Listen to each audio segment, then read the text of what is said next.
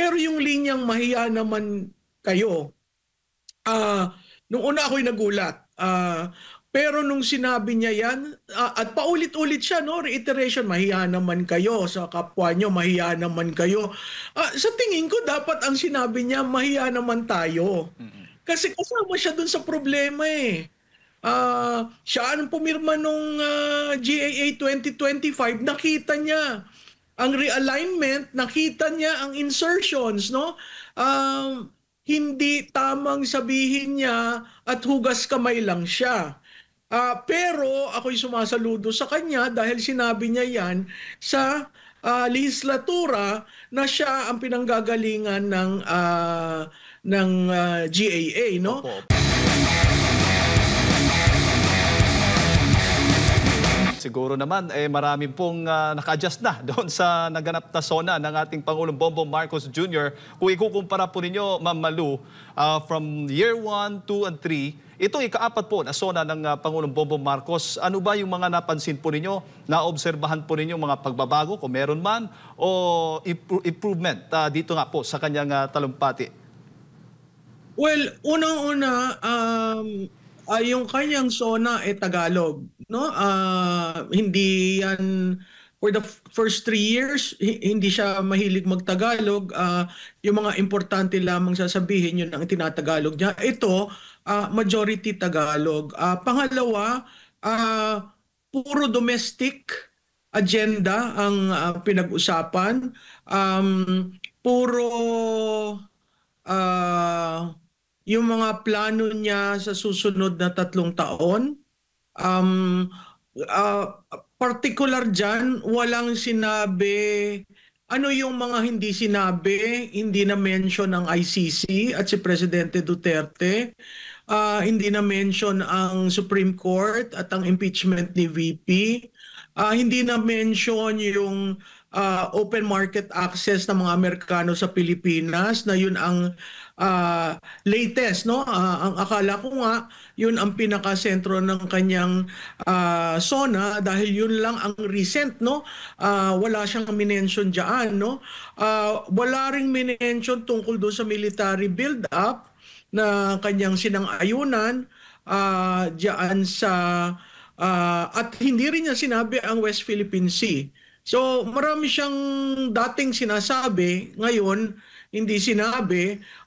Doon sa isang linya na friends to all, enemy to none. Yun lang ang pagkakasabi niya at binigyan niya siguro ng isang sentence yung pagiging head natin sa ASEAN sa susunod na taon. Opo. At yung laman nga, yung panimula nga po niya, Ma'am Malu, sa kanyang naging talumpati, sa kanyang ika-4 na SONA, parang binanggit niya po doon yung kanyang mga aral o leksyon nga. Banggitin ko lang, sabi niya dito, ang leksyon sa atin ay simple lamang, kailangan pa natin mas lalong galingan, kailangan pa natin mas lalong bilisan, at saka admitted niya, yung aminado siya na bigo at dismayado ang mga tao sa pamahalaan, lalo na sa mga pangunahing serbisyo. Kaya nga, nabanggit din niya, kabilang sa mga nabanggit niya, itigil na yung pamumulitika. Diba? Move on tayo at tutukan yung mga serbisyo nga para sa ating mga kababayan. Jade, alam mo, ang yung una, ang ginawa niyang angkla yung resulta ng eleksyon. Na sinabi niya, naramdaman niya na hindi nga sang-ayon ang bayan dun sa mga plataforma niya at siya na nag-conclude, kaya ganun yung eleksyon, no? Towards the end, bago siya nag-quote ng national hero natin, sinabi niya na may natutunan siya. Itong mga nakaraan na taon, natutunan niya sa atin, no? At kung titingnan mo doon sa na-release na kopya compared dun sa delivery niya, may dalawa siyang hindi ilinagay dun sa prepared speech na mukhang hinanda naman kasi mayroong mga social media posting ang Office of the Press, what do you call that? Presidential Communication Office, no? Dalawa yan. Yung isa dun sa mahiya naman kayo, na sana ang ginawa niya, mahiya naman tayo.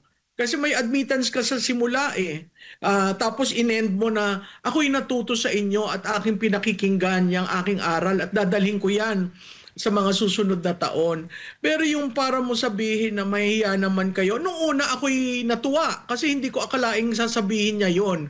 Kasi last year sinabi niya, he was so triumphant in announcing to everyone na 5,600 flood control projects have been completed.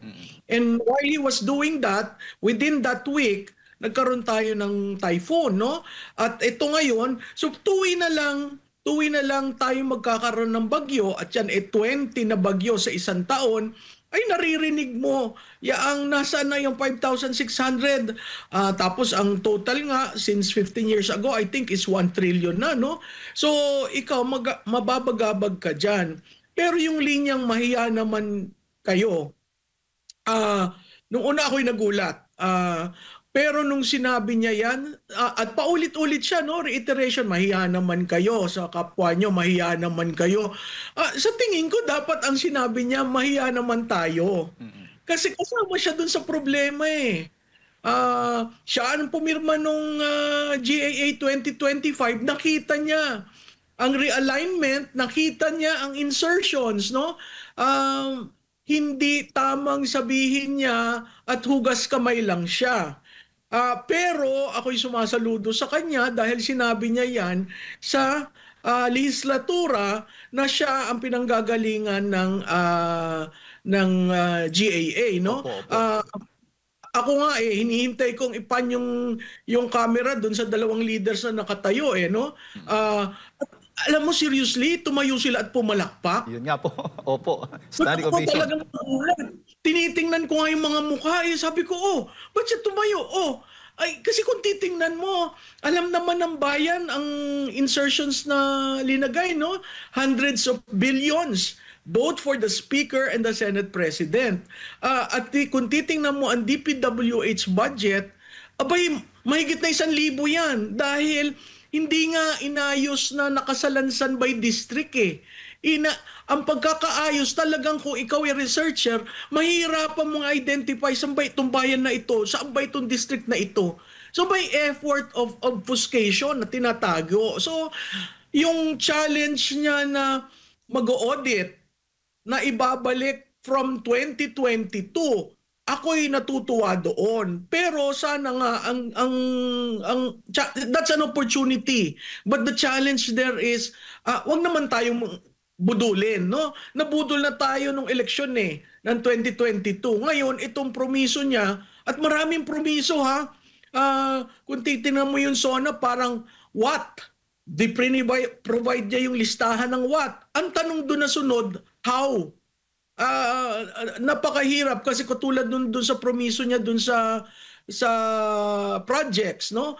Ang sabi niya, he will make it public, it will be an audit by DPWH, and then that cases will be filed. And even for contractors, mahirap na challenge yan. So binigyan niya ang sarili niya ng lubid na pwede siyang masakal kung hindi niya tututuhanin dahil pag tiningnan mo yung timeline, by August isasubmit yung National Expenditure Program niya at sinabi niyang dapat i-align sa priorities niya. Malaking challenge yan kasi ang power of the purse nasa House of Representatives. Ngayon, dapat i-exercise mo yung veto powers mo, no? At dapat maiba yung proseso ng budgeting, no? Marami ng panukala na lumalabas, pangatlong araw pa lang ng Kongreso, ng 20th Congress. Pero tingnan natin, can they really do and have the political will to pursue this? Kasi pag hindi nila yan nagawa, yan ay magiging campaign issue. Kasi papalapit tayo ng papalapit sa another campaign, a presidential campaign in 2028.